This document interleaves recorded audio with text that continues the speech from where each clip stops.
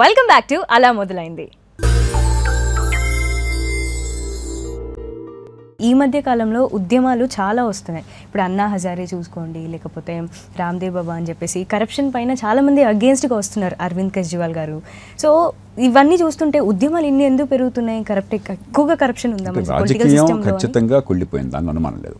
ఒకటి ఎన్నికల్లో ఓట్లు కొనడం, కోట్ల రూపాయలు ఖర్చు పెట్టడం, లేకపోతే అసలు ఎన్నికల్లో పోటీ కూడా సాధ్యం కాదని పరిస్థితి వచ్చింది.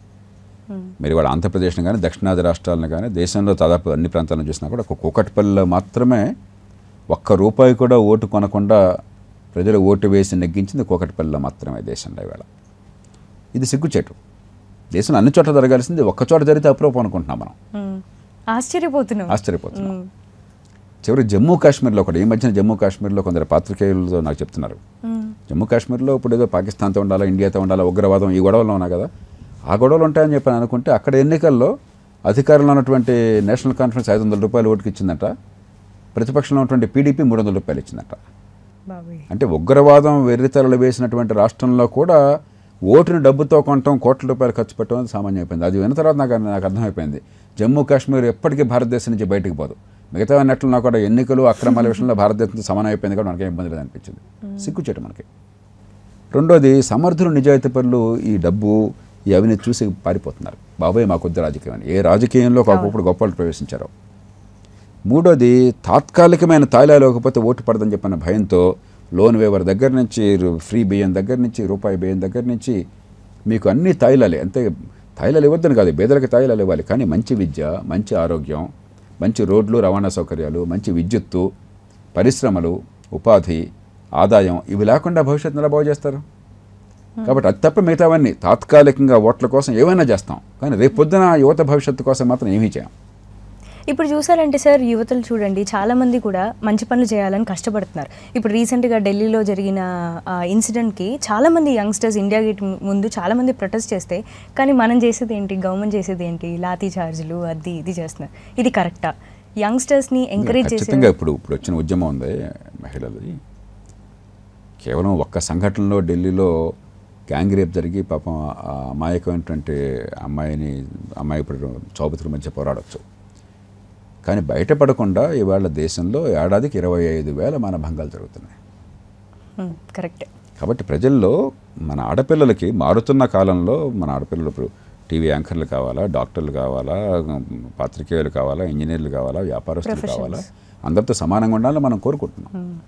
అలాంటిది బయటకు పోతే ప్రతిరోజు నరకం అయితే, ఇది మానభంగాలు, అత్యాచారాలు చాలా ఎక్స్ట్రీమ్. ఇది అది లేకుండా ఉన్నా కూడా మీరు బస్ స్టాప్కి వెళ్తే ఎవడో ఒకడు చెంగుబట్టు లాగుతాడు, మరొకడు చేయబట్టి తాకే ప్రయత్నం చేస్తాడు, బస్సులోకి వెళ్తే అటు ఇటు చేస్తుంటాడు, లేకపోతే మాటలతో హేళన చేస్తుంటాడు. ప్రతి చోట కూడా యుద్ధంలాగా అయిపోయి, కళ్ళనీళ్ళ పర్యంతం అయిపోయి, ఎప్పుడెప్పుడు గవబా ఆ ప్లేస్కి వెళ్ళిపోతాం, మధ్యలో ఎలా బతుకుతామని చెప్పిన పరిస్థితి వస్తే మనకి ఇది ఇంకేం స్వతంత్రం ఇది? కాబట్టి ఇది అందరి మనసులో ఉంది.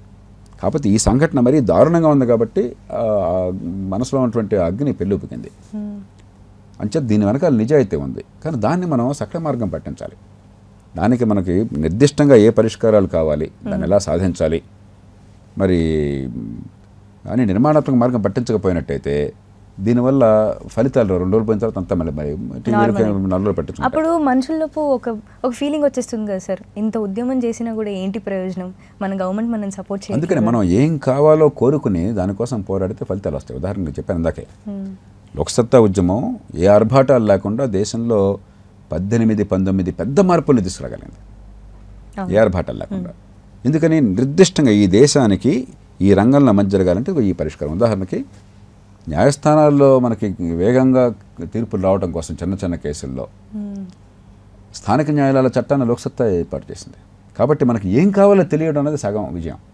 ఏం కావాలో తెలియకుండా కేవలం నాకు మనసులో ఆవేశం ఉంది, కసి ఉంది, బాధ ఉంది, నేను వ్యక్తపరుస్తున్నానని చెప్పంటే వ్యక్తపరచొచ్చే ఉపయోగం లేదు, అది ఎనార్కీ అవుతుంది, అది కేవలం అరాచకత్వం అవుతుంది. 2 నిర్మాణాత్మకంగా చేయాలి.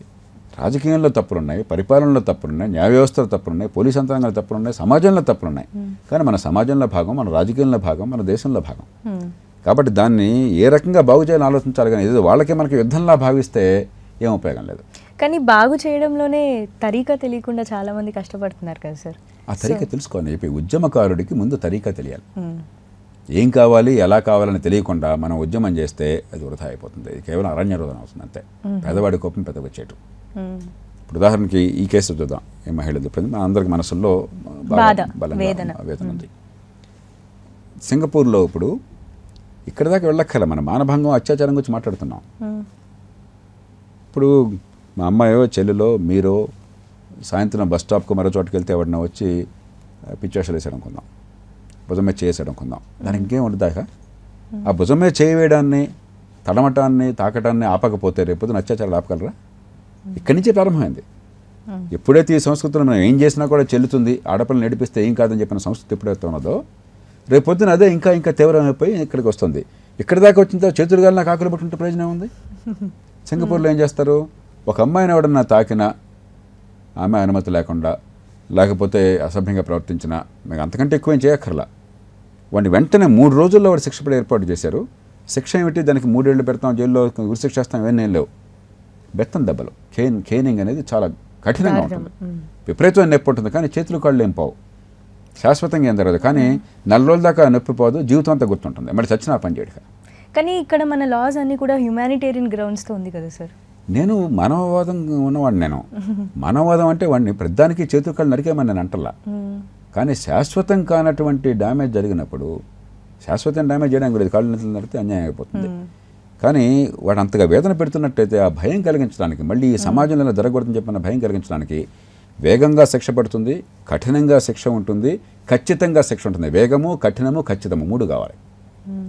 ఆ వేగము ఖచ్చితం చూసుకున్నప్పుడు కఠినం అనేది మనం అమ్మాయిని తాకిన మాత్రం చేత 10 ఏళ్ళు జైల్లో పెట్టడం సాధ్యం కాదు, వాడిని మేపడం కోసం మనం మళ్ళీ కోర్టులకు వచ్చి పెట్టాల్సి వస్తుంది.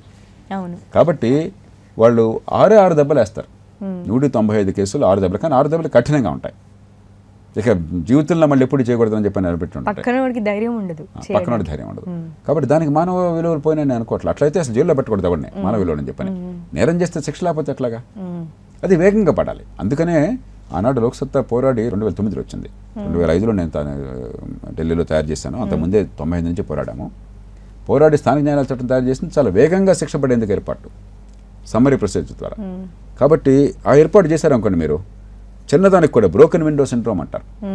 బ్రోకెన్ విండో అంటే ఇప్పుడు మాకు రైల్వే స్టేషన్ ఉందనుకోండి, బస్ స్టాప్ ఉందనుకోండి, ఎవడో ఆకతాయి బస్సు అద్దం పగలగొట్టాడు, లేకపోతే అక్కడ ఆఫీస్లో విండో పెయిన్ పగలగొట్టాడు, లేకపోతే గోడ మీద ఏదో పిచ్చి రాతలు రాశాడు, అంత చెత్తగా తుమ్ముకుని ఉమ్మాడు, దాన్ని ఎవరో పట్టించుకొని అలాగే నడుస్తుంది. కొంతకాలం అవుతుంది, కాలక్రమేణా మీరు రాళ్ళు వేసినా, తుప్పుకుని ఉమ్మేసినా, లేకపోతే పిచ్చి రాతలు వేసినా కొనసాగుతాయి అని చెప్పని ఇక ఉన్న కొద్ది నేరాలు పెరుగుతుంటాయి అక్కడ.